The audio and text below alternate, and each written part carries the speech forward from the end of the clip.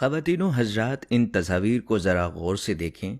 इन अफराद को 19वीं और 20वीं सदी में बरतानवी पक्खा वाला के नाम से पुकारते थे, लेकिन इनकी टांगों के साथ ये लंबी लंबी रस्सियां आखिर बांधी हुई क्यों हैं, या इससे क्या काम लिया जाता था?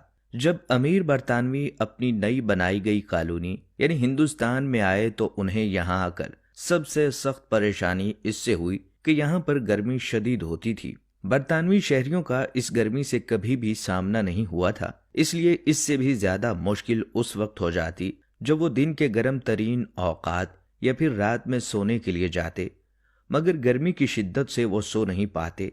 तो फिर उन्होंने इन पंखा वालों से अपनी खिदमत करवाना शुरू कर दी। अंग्रेजों ने ताज़ा हवा के झोंकों के लिए कम अज कम 2 या इससे भी ज्यादा इंडियंस को छत पर लगे हुए बड़े बड़े सीलिंग्स फैन को चलाने के लिए रख लिया, जो कई घंटों तक मुसलसल इन पंखों को चलाते रहते थे। जब बरतानवी शहरी इस दौरान खाना खाते, गप्पे लगाते, पढ़ते या फिर सोते थे, हैरान कुन तौर पर अंग्रेजों ने अपनी प्राइवेसी को भी बड़ा मलहूज़ खातिर रखा और इसके लिए उन्होंने गूंगे बहरे लोगों को भर्ती करना शुरू कर दिया, जो पंखा चलाने के लिए काम करते थे, ताकि उनकी प्राइवेसी की कोई भी बातें उनके कान तक ना पहुंच सकें।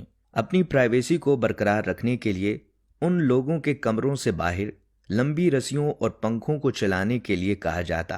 पांव से पंखा चलाने वालों को रोज के चंद आने मिल जाया करते थे, लेकिन सूरत हाल कभी ऐसी भी होती थी कि रात को अगर वो पंखा चलाना बंद कर देते, काम में कोताही हो जाती, तो कमरे से जूते उन पर फेंके जाते, या फिर कई सख्त अफसरान तो उनको मारते भी थे, क्योंकि उनकी नींद में गर्मी की वजह से खलल पड़ जाता था। इस बात से बचने के लिए पंखे चलाने वाले अफराद ने अपने पांव से बांध कर पंखे चलाना शुरू कर दिए। हैरान कुन अमर यह है कि वो चलाते चलाते सो भी जाते थे, मगर उनके पांव ऐसे ही चलते रहते थे।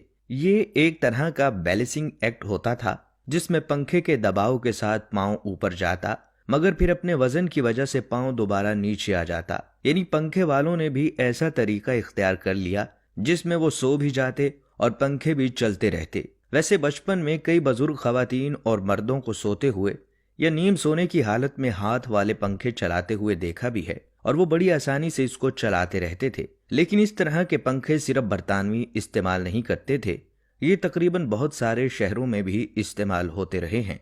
हैरान कुन अमर ये है कि 19वीं और 20वीं सदी में ये हिंदुस्तान में इस्तेमाल होने लगे, लेकिन ये तकरीबन 600 कबल भी इस्तेमाल होते रहे हैं।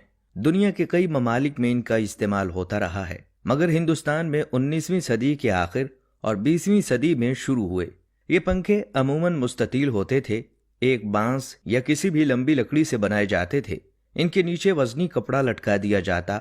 कई जगहों पर ये लकड़ी के हल्के फ्रेम के साथ भी कपड़े के साथ इस्तेमाल किए जाते।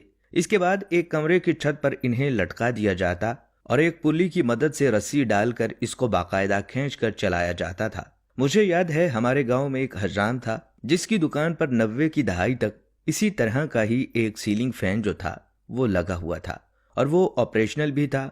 मेरे ख्याल में 90 की दहाई के आखिर में इस पंखे को हटा दिया गया और इसकी जगह इलेक्ट्रिक पंखा इस्तेमाल होने लगा। दोस्तों, ये थी हमारी आज की वीडियो। अगर आपको हमारी ये वीडियो पसंद